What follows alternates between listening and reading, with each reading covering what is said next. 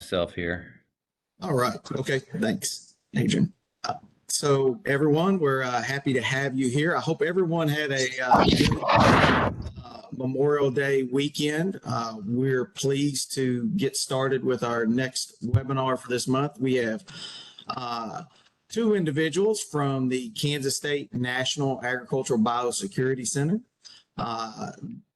Dr. Anna Pease, who is a vet, and I think that was from, you got your DMV from Kansas State, is that correct? That's right. You might turn your volume up just a little bit, Anna, so we can hear you a little bit better. And then we have Adrian Self, who's an operation research analyst with the NABC. So Anna's going to start us off today, and then we'll move over to Adrian. We'll have some Q&A time at the end. I'm going to put myself on mute. I did put a question there I received in the chat already via email about states with developed food and agricultural response sections and how they interact with emergency management. So I'm going to put myself on mute, turn it over to Anna, and then she'll turn it over to Adrian. And then at the end, we'll have some questions. We'll get some Q&A time. But if you have questions, you can type them in the chat. And then we'll go from there. So I'm gonna put myself on mute and stop my video so it doesn't lag. Try to share my presentation.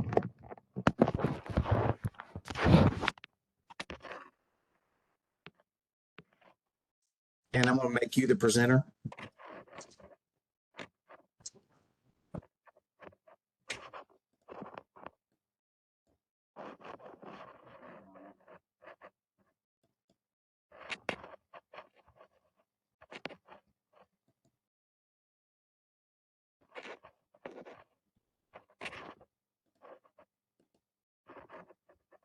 Did you accept being presenter, Anna? Let me just check.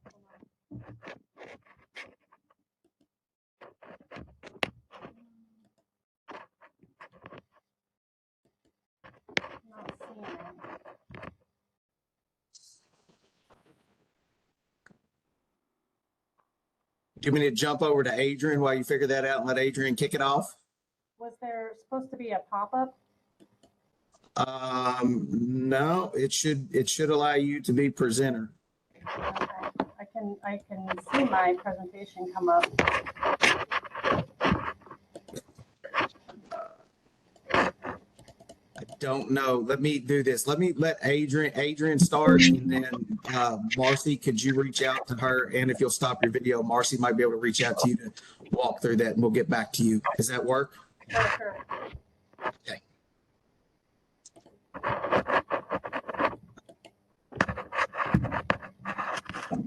Okay. Adrian, you should be good to go. Yeah, let me see if I can get shared to the right piece here.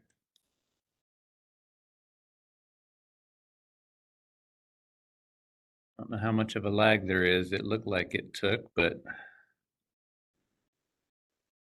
select and hold control. Yep. Okay. We see starting to share content. Something's coming through. There you go. Yep, I see it.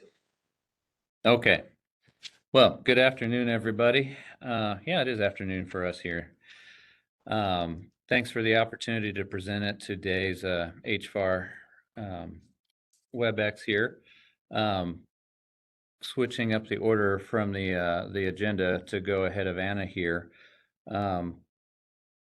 We'll transition hopefully here towards the bottom of the hour to get her take on the county assessment survey that our group, National Agricultural Biosecurity Center, was able to perform over the past few years. Going to go ahead and get right in. This is just meant as an introduction of the framework of National Security Memo number 16, which was signed in November of 22 by the current White House, or by the current administration. It's a successor document to what was called HSPD 9, Homeland Security Presidential Directive number 9, that was signed by George W. Bush, the Bush 43 administration, in a post 9/11 world. And a lot of this talk will be a comparing and contrasting of some of the things between 9 and 16. one of those introductory things is HSPD 9 was kind of quick to the press back then, and it was a total of 5 pages long. The current NSM 16 is 17 pages, so whether it's inflation through time or better detail now, I don't get to be the judge and jury on that, but I can state the metrics. There has been a more than tripling of the content per se. And then if we look forward to the kind of the early due out from NSM 16, which was the 120-day interim risk review, it spreads to 35 pages long or so. So a lot more detail going into some of the newer documents. And a background, these documents don't live in a vacuum in isolation by themselves. There are other presidential presidential policy directives. One that's kind of current on the mind is sort of a companion piece to HSPD 9. There was Presidential Policy Directive 21 dealing with critical infrastructure, and it launched in 2013. It was just recently updated, and I believe that Josh sent out a email blast on that. Its successor document is NSM 22, and it replaces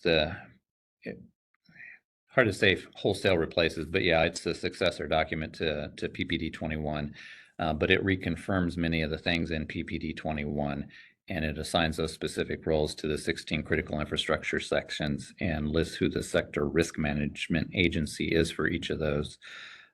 Still not in a vacuum. NSM 16, when it was issued, it was issued a companion document called a fact sheet from the White House. DHS, Department of Homeland Security, also issued a fact sheet, which was interesting. But these aren't isolated documents. DoD released the Biodefense Posture Review in 2023. That was following a national biodefense strategy in 2022. So the good thing is the federal interagency is getting more focused on some of these things that deal with food and agriculture. The maybe other than good thing is it's spread all over the place.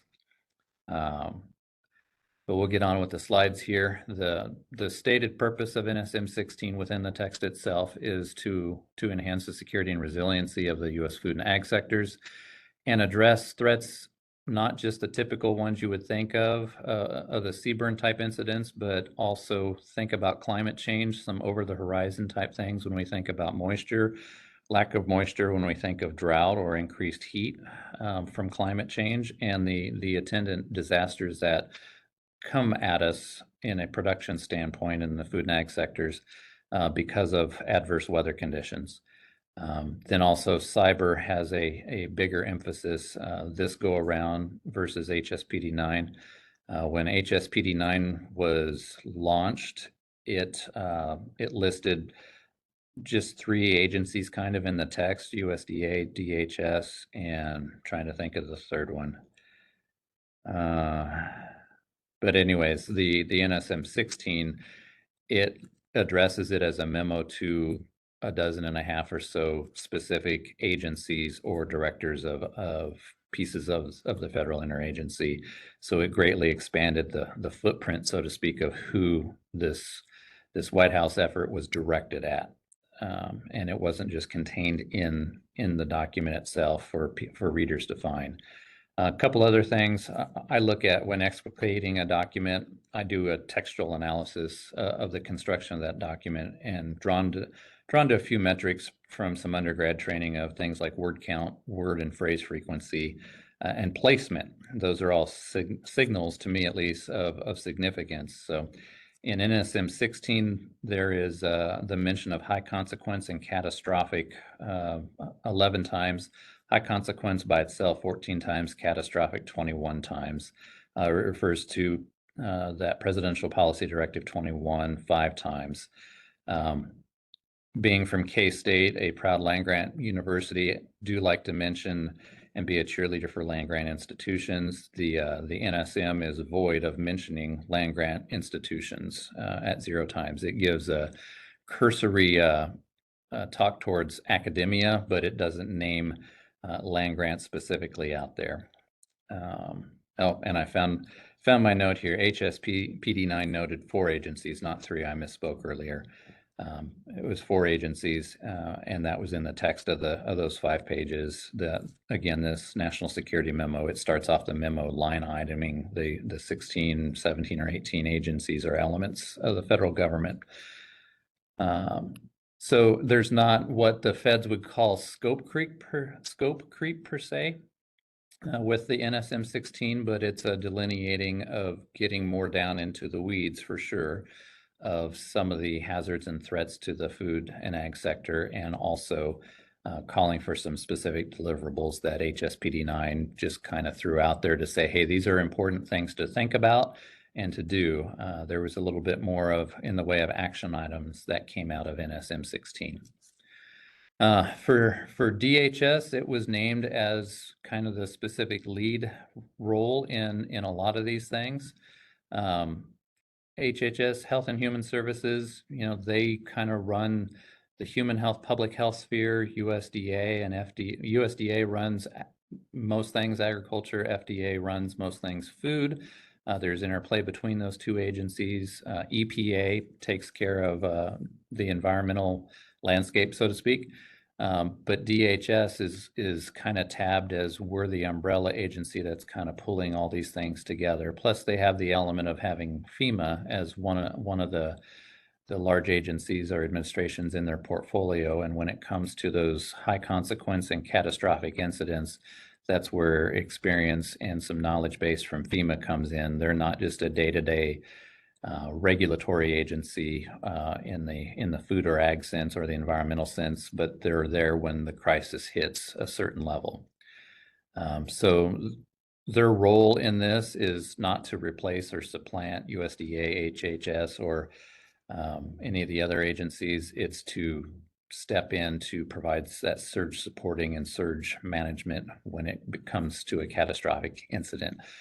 Their day-to-day job, they're trying to better integrate some of these disparate and fragmented sector efforts across the entire Homeland Security enterprise. And Homeland Security enterprise can be a huge footprint because there's recent federal legislation from the National Security Commission that launched 3 new pieces of legislation to run through Congress, and a couple of them in their titles name ag as national security. So the message has gotten through to Washington that agriculture is very important because food is very important, and both of those are very important because they contribute to national security, whether merely from an economic security standpoint or from the standpoint of having a robust food system in place and secure. We had those lessons from COVID about supply chain, and I'm not going to sit here and belabor and tell you the phrase supply chain a couple dozen times, but it's something that should weigh heavily when it comes to the food and ag systems out there. The other important priority, I think, that comes out of NSM 16 that didn't exist in the HSPD 9 world or as prevalently is cyber, and that's why DOJ, think of Department of Justice, think of FBI, as having an important workspace in cybercrime effort here. So those key threats kind of already touched on the CBRN, the climate, and the cybercrime. It's reinforced throughout the document that they're not equal priorities, and nothing will ever be equal given the passage of time and change of administrations and change of administrators. But they want to highlight that CBRN is not the only area that is important or should be prioritized. Climate is huge, and cyber is huge in the operating space for the federal government. They continue some of the nascent efforts in HSPD 9 of let's marshal our resources as a whole government, as a whole country in the R&D space. And I think it was just last week, DHS, Science and Technology, S&T, they released a innovation research and development strategic plan. And that was, I think it's a 5-year plan. So that's one piece of utilizing facilities like the NBAF, the National Bioagro Defense Facility, and the NBAC to get them pointed more in the rowing in the same direction. And you'll also see, again, I didn't asterisk the academic in that second bullet line with federal, state, academic, and private sector, but it definitely does not say land grant universities in the national security memo, and that's kind of personally to me a disappointment. But it's something that we can help shape the narrative on, that land grants are an important part of the set of solutions that are out there to mitigate the global risks that are out there to the food and ag sector. I think I might have missed it. No, there's one other key thing that is mentioned textually in the NSM 16, and that is stressing the point that the vast majority of assets in agriculture in our country are privately owned. They're not government operated. They're not government owned. They're not government controlled.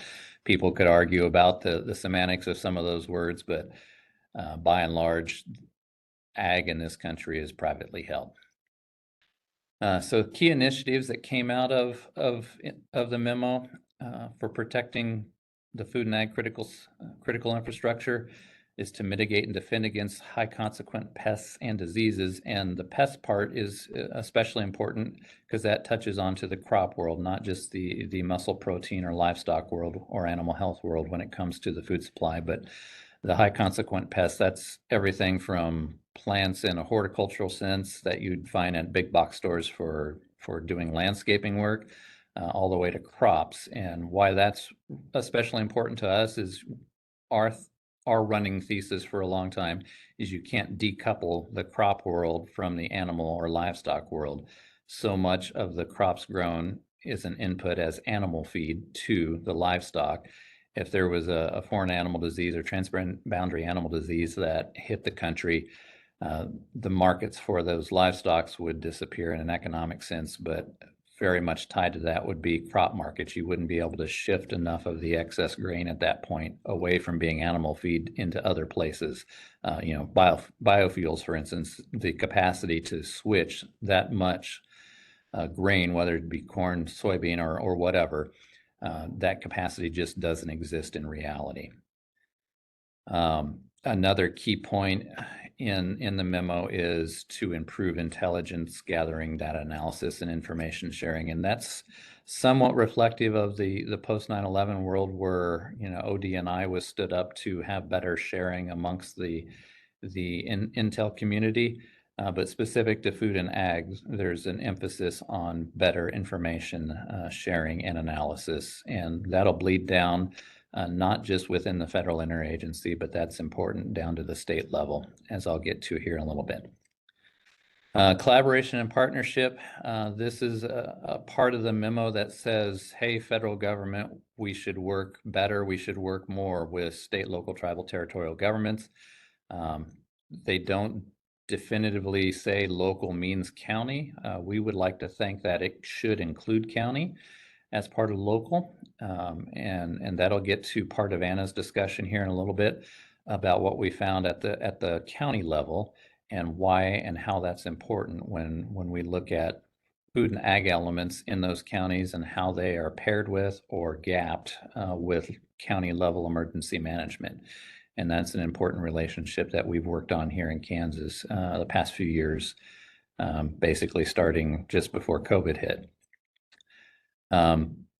The partnerships with private sector entities, again, that's another area where the memo stresses the private ownership of a large part, or essentially all, but at least most of the ag assets in the country. DHS not being the day-to-day regulator probably could and should have a better relationship or create relationships or partnerships with those private sector pieces of the ag system. And then overall from if you think of DHS as, in addition to owning FEMA as a piece of its portfolio, but owning CISA, they call themselves the nation's risk managers, and that's part of the preparedness for these high consequence threat is figuring out the risk, putting metrics on it, figuring out how to mitigate that risk, and then ensuring preparedness by managing those risks.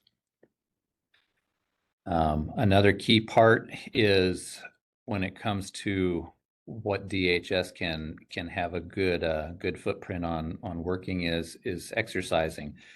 They've had a series of work in the past few years where they're creating a playbook on how to create models for even states to respond to incidents. They've looked at the existing plans on the shelf, so to speak, within the federal interagency and looked at where the gaps are in preparedness and thrown time and effort and resources at creating planning templates to cover those gaps.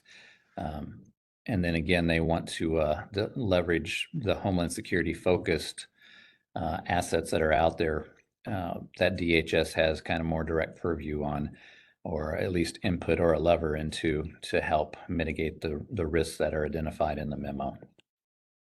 In conclusion, NSM 16 should be simple, but it's just, it's the 17 pages, but at its core, it's a framework for how the federal interagency should better operate in a risk management sense. It doesn't specifically call for, hey, states, please do something, and especially the ag significant states.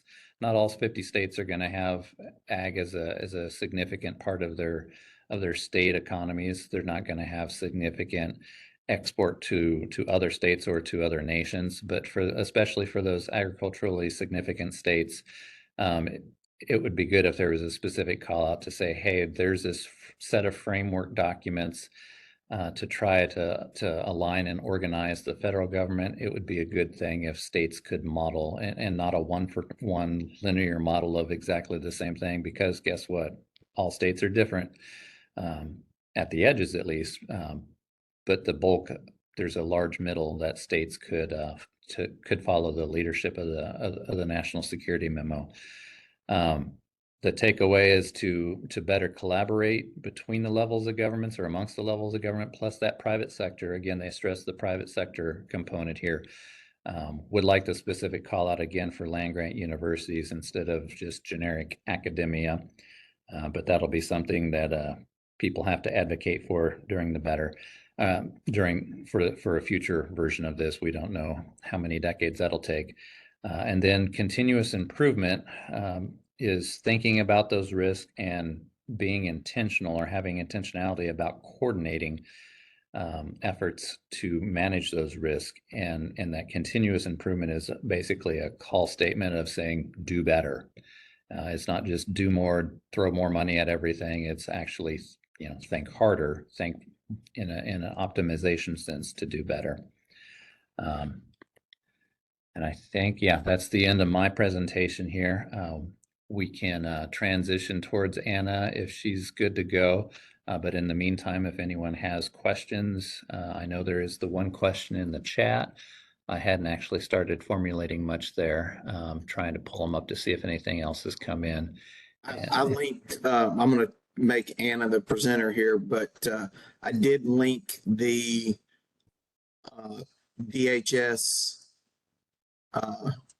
OTS, the Office of Science and Technology document, and it is very, very food and ag heavy, biological heavy in that document. Yeah, I haven't done an actual word count on that. Oftentimes with legislation or federal documents, I like to do a simple word count of how many times the word food and the word agriculture or agricultural are listed in documents. And it's very refreshing in that document. I think it was in the teens of my cursor review of having ag included. So that was a pleasant and positive surprise versus a lot of things, say, a decade back where ag was not mentioned because nobody knew that's where food came from. That's right. All right, thank you. And Adrian, just when Anna gets done, we'll open it up for questions. But as Adrian mentioned, there is this emphasis, and I've had these conversations with DHS on how to get that flow of information from federal to counties and then counties back to federal. And then on the land grant side, we have these extension agents, and a lot of the conversations we've had is that's who they go to look towards first, is county as opposed to federal. So Anna, we're going to turn it over to you, and I'm going to put myself on mute. Okay. Can you see my presentation? Confirm. Yes? Great. Yes, we can see your presentation. Okay. Perfect. All right. Wonderful. Yeah. Good afternoon. I'm Anna Pease. I'm the project manager for the National Agricultural Biosecurity Center.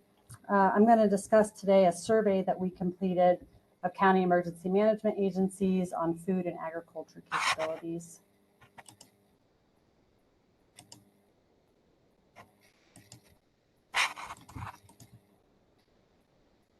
Oh, okay. So the purpose of this survey was to understand the level of preparedness at the level of county emergency management agencies in responding to food or agricultural incidents. The overall intent is to just provide awareness of the capabilities and potential gaps that could be addressed in future planning. The survey consisted of an initial survey and a follow-up survey. This was sent to directors of county emergency management agencies in 155 counties and 31 states. We selected the states using the USDA ERS 2020 Farm Income and Wealth Statistics. States with greater than 1% share of the U.S. receipts for all agricultural commodities were selected. 5 counties from each of those states were selected. That selection was based upon in-plan data. Some of you may be aware of in-plan data and modeling. It's the software program that has recently been used in most of the Feeding the Economy studies. So these 155 counties represent 6 million jobs, total wages of $285 billion, and total output of $996 billion. Total output refers to direct supplier and induced effects from food agriculture, food manufacturing, food wholesaling, and food retailing.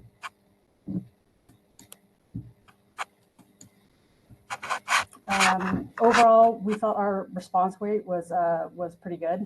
The first survey had about 46%. Second survey, a little bit lower at 32%, and then counties that participated in both surveys was about 17%.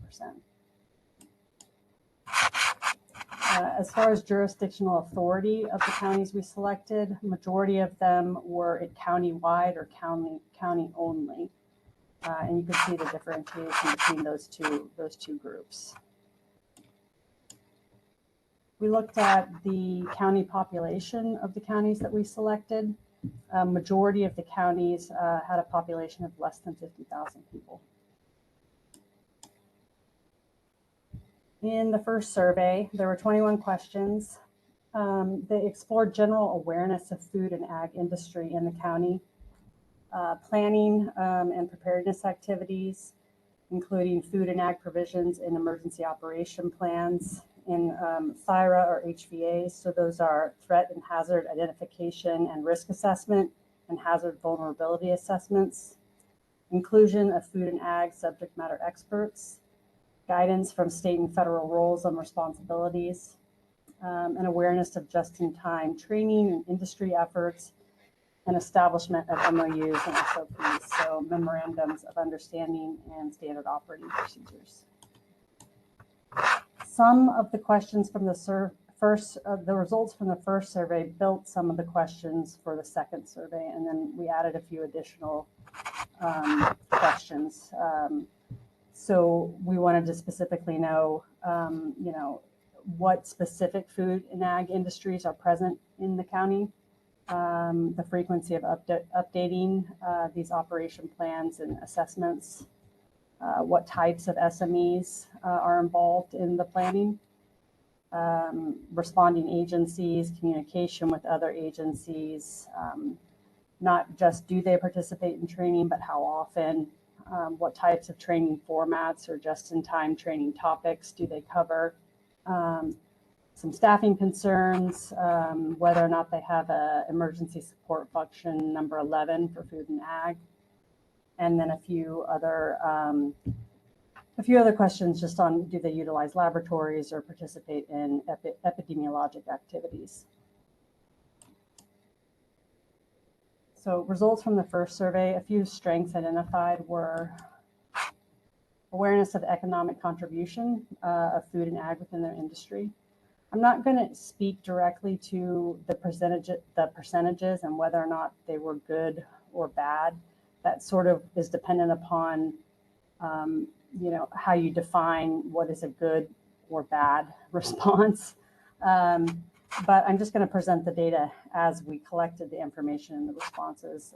Some of that is up for interpretation and how on an individual state by state or county basis. So threat identification for animal disease outbreaks and supply chain distribution. These were 2 of 4 threats that we asked about. You'll see the other 2 on a different slide. And then the inclusion of food and ag subject matter experts in writing and updating emergency operation plans. A few areas that might warrant some further investigation. So again, these are the other 2 threats. We asked about crop infestation and foodborne disease outbreaks. The foodborne disease outbreak was somewhat similar to supply chain distribution, just as a side note. Guidance from state and federal agencies. So we'd asked if they had been given some briefing or education about jurisdictional authority. Participation in food and ag incidents. So these are the 2 incidents we asked about, and this was specifically asking about participation within the past 5 years in any local or national exercises. Within the past 5 years, did they provide training for members of the response community for either of these types of incidents? And awareness of just-in-time training and awareness of industry-led planning efforts such as the Secure Food Supply Program. In the second survey, some strengths we noticed were the awareness of specific food or ag industries. So the respondents could identify a wide range of different types of food and ag within their industry.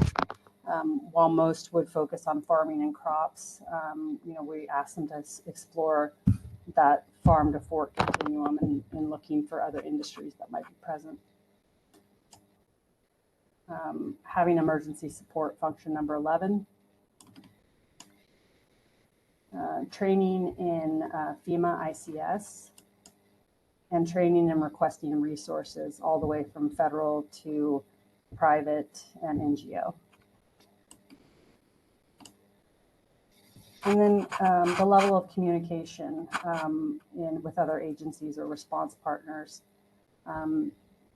There was a good level of communication with state emergency management, law enforcement, and public health. In the first survey, when we specifically asked if food and ag SMEs were involved in writing or updating emergency operation plans. In the second survey, we asked more specifically who these SMEs are that they involve. And the number 1 most selected of the list that we gave were agricultural extension and academic members. I think that's important for this group in particular. We also asked in what capacity the SMEs are involved, and most frequently they selected reviewing emergency operation plans and participation in meetings. Some areas that might require further investigation. We asked about staffing. Most selected were in the 1 to 4 category, 1 to 4 staff members. And this likely coincides with the demographics of the counties we selected being smaller rural counties. But then we asked about whether or not they felt that staffing was adequate. And you can see the results here for all three groups.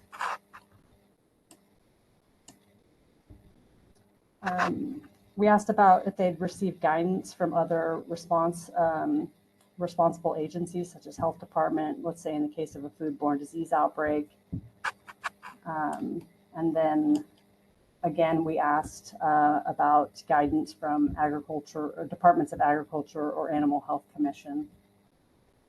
These results were a little bit conflicting with what we asked in the first survey. So in the first survey, we asked specifically about guidance from state or federal officials. And then you can see in the second survey, it was a little bit different, the results that we got in asking a similar question in a slightly different way. Training for food and ag incidents. We asked them about 5 different types of incidents. You can see majority of the respondents selected greater than 3 years and never. And level of communication with response partners. This is the same graph as before, I just reversed it. And you can see none and minimal communication was highest in these top groups. There were some limitations that we recognized about this survey. County selection obviously favored smaller counties, more rural counties. The Likert style questions in the first survey, the answer choice of neither agree or disagree, that can be difficult to interpret, especially when you have a question that had a large percentage of respondents select neither agree nor disagree. Combined answer choices, such as animal or crop disease outbreak, non-specific answer choices such as supply chain distribution. You know, we didn't specify supply chain distribution as it pertains specifically to food and ag. And maybe undefined answer choices such as crop infestation. So what does crop infestation mean? All that may have influenced how the respondents selected a specific answer choice. And then any assumptions maybe we made, such as assumptions that they have an EOP or that they have a hazard vulnerability assessment, and then any potential bias from the respondents, such as an agreement bias. Overall, we found that existing capabilities demonstrate a good foundation of state and local agency coordination, planning and preparedness activities specific to food and ag incidents are happening. But on a state-by-state basis, there may be some further investigation and potential gaps in top-down guidance, interagency communication, food and agriculture incident awareness and training. The final question in each of the surveys, we allowed the respondents to type in some comments, and here are a few comments of note. So the first comment expressed the need for more guidance and training, and I think that was seen in the results of the survey. The second comment highlights the role of ESF 11 in some states. So it's not always specific, depending on the state, for ag incidents, but could just mean, you know, for food delivery and supply during a disaster. The third comment highlights the need for interagency communication. So this county recognizes that there may be other plans in place with a different response agency, but they have not been made aware of those. And then the last comment speaks to top-down guidance and interagency communication. So this county said that they heard about a local high-path avian influenza outbreak through news reports. And then when they contacted the State Department of Ag, well, you can read the comment about how they felt about that interaction. But on a good note, we did have some comments where there appears to be good working relationships with the Department of Ag, and they have involved counties in planning and exercises. So a little bit about some current efforts with our group, NABC. Over the past decade, We have taught an in-person and virtual animal disease response training course to local responder groups and county agencies. We have conducted 26 trainings and trained over 600 people. Starting this summer, we are going to offer a self-paced online version and a train the trainer ADRT course. These courses can be requested at our website. Also recently, we were awarded 2 NADPREP grants focusing on animal disease response planning and preparedness. We just completed a university FAD tabletop exercise to evaluate planning for animal housing units, research, and academic learning in the event of an FAD. Our university sits very in close proximity to other research, federal and state agencies. We have MBAF, the new MBAF facility right next door, and then right behind us is also the Kansas Department of Ag, and all within a couple mile radius, we have multiple different animal units on the university. So we wanted to do this tabletop exercise to sort of evaluate the coordination among all these entities at the university and with the state agency. We also have a new project that we'll be starting this next year. We plan to work with the Kansas Department of Agriculture to build off of some of these results from this survey. And it will focus on county emergency management outreach and education for animal disease response planning. The outreach effort will build off of a new initiative by the Kansas Department of Agriculture. They plan to start giving 6 different workshops, again, communicating their animal disease response plans, and then we will follow up with some more specific outreach and education for county emergency management agencies. So that's all I have. Here's our contact information if you'd like any information or have any questions. Thank you. All right, let me take myself off mute here. So thank you all both. I thought it was, I made a comment about more top-down communication that was mentioned by one of your participants. And that's one of the things kind of we've been challenged a little bit with at the UC is how do we flow this communication, and then how do we create these kind of cookie cutter is not the right nomenclature here, but how do we create these very successful plans that can be replicated across states with, you know, kind of each state having its own individual communication items that need to be put in because of the way their food and ag system is. And I think Adrian made a comment that a lot of states, the ag portion might not be as important, but the food portion for every state is really important. I want to kind of read this question here I got sent via email, and you may not, Adrian and Annie, you may not know, and if somebody on the call knows, there, feel free. Do you all know how many states have developed either a food and agricultural response action within the state's comprehensive emergency plan or in their annex to their CMP plan? And do those states have the best relationship with state emergency management homeland security partners? The person that sent me the email said they would assume if it is the case for the last, they probably have the best relationships, but they don't know. So they were particularly asking that question. And if others have questions, please raise your hand and we'll take you off mute and let you ask the presenters. Anna or Adrian, you got any idea on that one? Sure. Well, the easy answer is no, we don't know.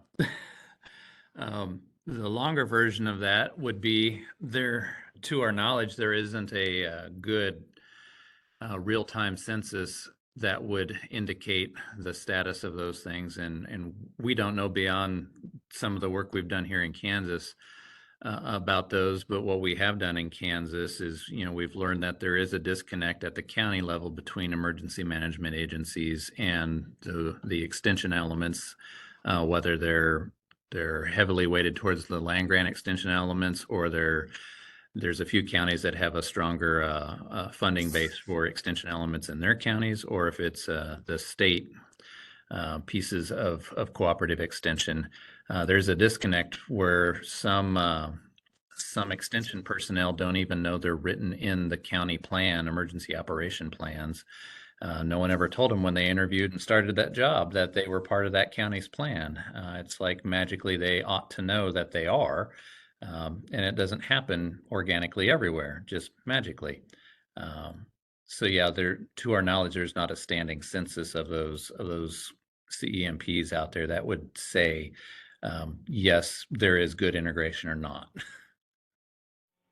I would assume there's probably not great integration, especially given the rapid change that has occurred, and then all of the different entities that have to be included, and then even who kind of has the ultimate say so when you're trying to do something.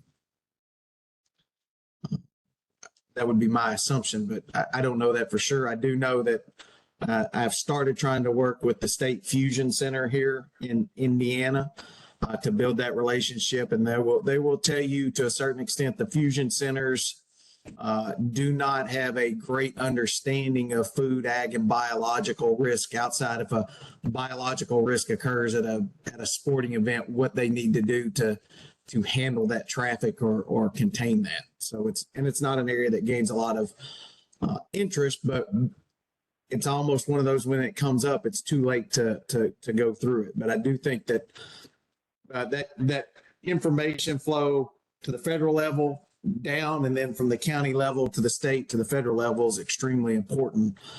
Just in terms of, as you said, maybe these rural counties don't have the resources. The people don't even know that they're part of this committee until it's too late. So again, I would think that's a pretty important, maybe that's a national type of agenda, especially with Eden, that we can work on trying to get what do one of these plans look like, and how do you build that out for the states. Again, we mentioned the DHS document there. If you look at it, it's pretty important as you're thinking about, and they do mention academia in that. They don't say land grants per se, but they do mention academia and that on being partners with that. So that's really important. Do we have questions from the audience? Feel free to jump in or raise your hand, or I think you can take yourself off mute if you have specific questions that you want to ask. And then I've got one more waiting in case anybody doesn't have any. Is there plans on doing this survey? Trying to work with some other states to do this surveys with some additional people. I would be really curious at how different the reaction is in heavily urban areas with extension cities. If you did it in Baton Rouge or, Indianapolis or Louisville or Cincinnati, what those results, how different those results might be. Probably much less emphasis on ag and much more emphasis on the food sector, I would guess. Thoughts on that?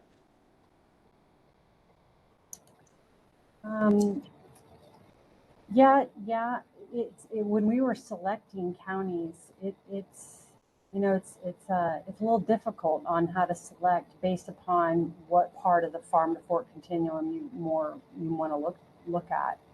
The in-plan data was helpful in that, but again, you can sort it how you want to. And we did a couple different sorts of county information.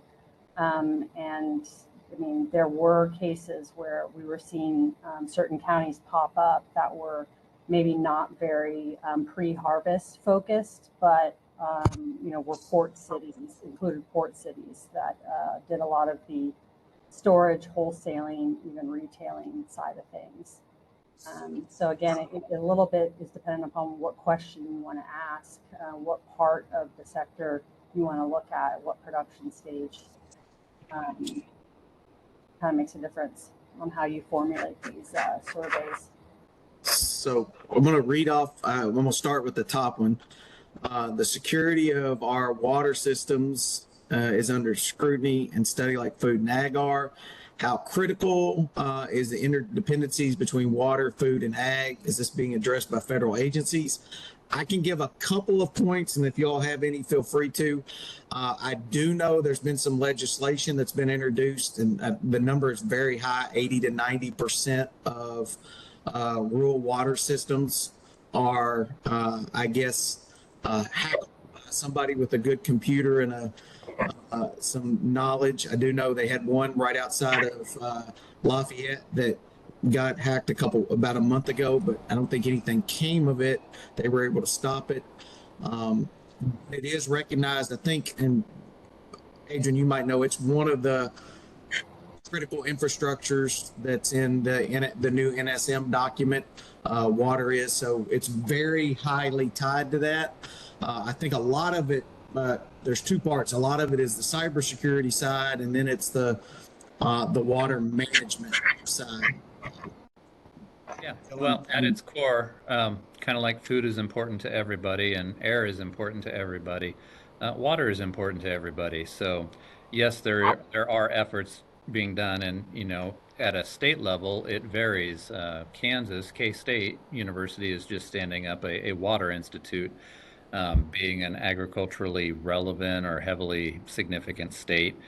Um, the universities realized, oh, there needs to be a very pointed and directed emphasis on water. And water spans so many different disciplines within the university, but in an applied sense of what can the university figure out at a state level for the state Department of Ag, for the state government on how to better conserve water, how to better use water, what technologies are good for keeping water sustainable within our state, and not solely just for ag, but for other attendant purposes.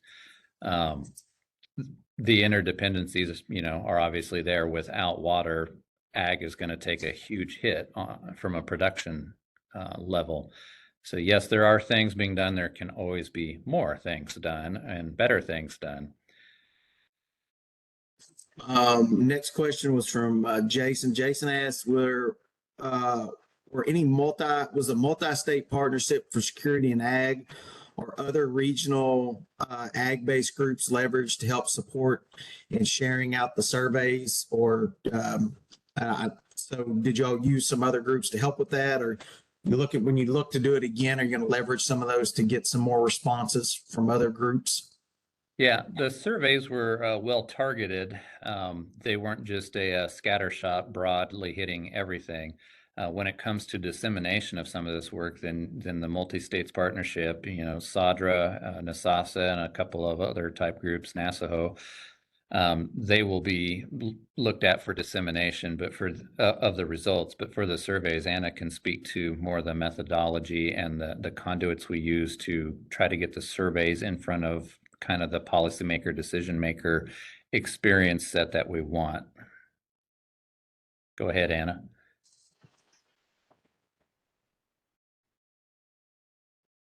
Yeah, I think she's caught on mute. Okay, you're off mute.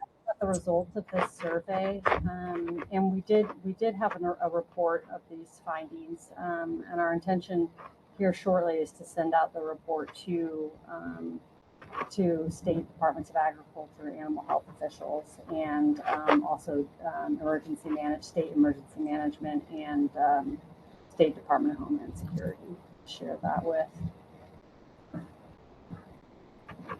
Let's see here. Got some couple more questions here.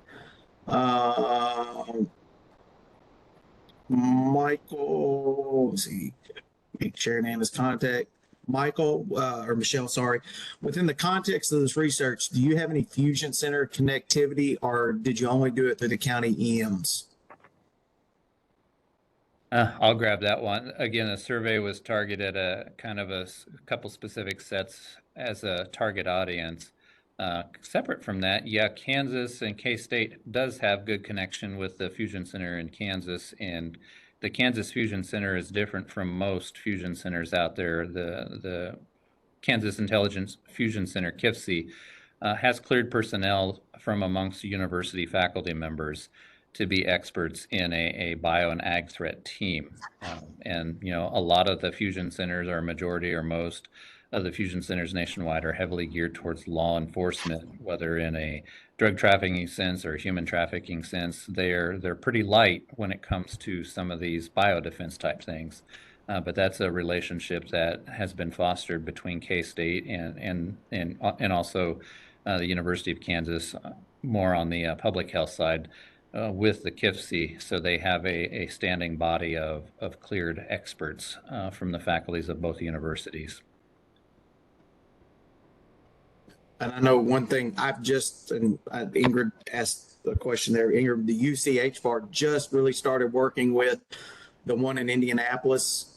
Recently, I made some connections, and I'm more than you want to know, but in the process of getting my clearance to be able to do some things and then distill that information and try to make a kind of a playbook per se for fusion centers with ag.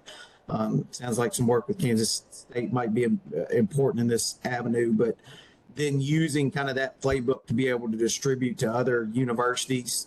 And what we really want to do is be able to take, 1994, 1890, 1860 land grant universities, and then tribal institution as well, to have a kind of a group of those individuals that would be, experts. But how do you reach out? Who are the people you get in contact with? Kind of what's the chain of information sharing, and being able to make sure, we send that information back and forth. Let's see, a couple other questions. Let's see. Dylan says, sorry, go ahead. I wanted, when you talk about sharing that information back and forth, yeah, the bidirectionality there is key and critical. Simple awareness of information to us is important. You mentioned Eden earlier. Having gone to an Eden conference, they're pretty light in the food and ag world, because Eden is not just the agricultural extension folks. There's 4 other domains that are there. It's similar to visiting with FEMA at their Emergency Management Institute campus. You walk in their library, and it's emergency management universe there. Stump the librarians, ask them, well, where's your food and ag emergency preparedness or emergency response section? And they don't have one. They finally have a bookcase, with 5 shelves on it. 4 of the shelves are empty. One shelf, they have dust, but one shelf has some pamphlets on it. So getting the message out there that food and ag is important and relevant to everybody and to more of these response type agencies is a key part. So both Eden and FEMA are key places to get that information sharing accomplished at. I'll let you get on to your next question. Yeah, no worries here. You may have a little bit of knowledge about this, and I've got some, so I'll provide what I know. To what extent has there been an outreach to farmers who depend on electronic control of animal management systems or farming equipment using technologies like GPS to help them prepare for cyber attacks on those systems? Well, that's a great question. They've recently stood up, Dylan, the Food and Ag ISEC, which is they've got 4 partner universities right now. Iowa State, Nebraska, Virginia Tech, and Purdue are part of that. I think they're going to be expanding that. Part of that discussion is how to help farmers. I think on the extension side, we're kind of starting to see the beginnings of this because we've really not trained extension and even in the ag sector to do a lot of cybersecurity, but it is starting to creep over. I think that's why the Food and Ag ISEC have been stood up. And it's a technical challenge because I think most people don't realize, and I think in that NSM 22 document, that's one of the things they mention is how crucial cyber or technology is to the food and ag sector. And it's not really something we've thought about as being important outside of our bank accounts. And I'll just give you all a brief. They just recently had the cyber storm. I don't know if anybody's familiar with that. CISA does. This year, for the first time ever, the focus was on food and ag. And people were very surprised at the impact having a cyber attack was on supply chains, right? So essentially they would mess up orders and it would show inventory at grocery stores was less than it was supposed to be, or they would change menu prices or grocery prices. And it created this havoc that I think the general public or the people who weren't involved in the food and ag sector to begin with that participated were really shocked at what a conundrum it created. I think there's a quote from 1906, we're nine missed meals away from, and I'm paraphrasing, away from anarchy, right? 9 straight meals. So I think that's becoming increasingly important. So if anybody has, some comments about that, feel free to jump in.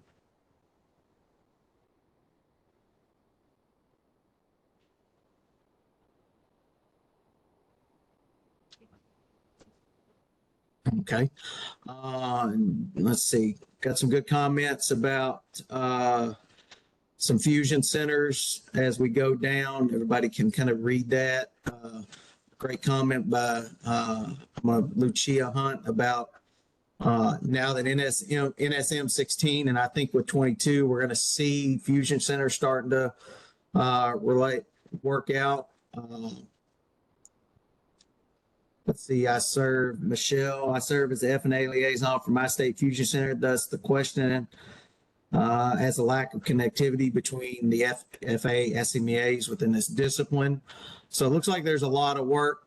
Appreciate it. And then Jason responded with a comment, interdependencies between food, ag, and water. He provided a link to a DHS resource. So to the question that was asked about food and water. Well, I know we're bumping up over the hour. I want to thank both Anna and Adrian for the presentation. It was great. We'll try to make this available. Adrian, Anna, I assume it's okay if we share your email information and contact with people. Great. Thanks everybody for participating. Thanks for the great questions. I would love to hear more. If you want to send me more context about fusion centers in your state and what you're doing, please share, because this is one of our goals over the next few years. And Adrian and Anna, I'll probably be reaching out to you all to see if we can do some work in that area. So thank you all very much. I hope everyone has a wonderful day, and I appreciate it. Thank you all very much. Bye.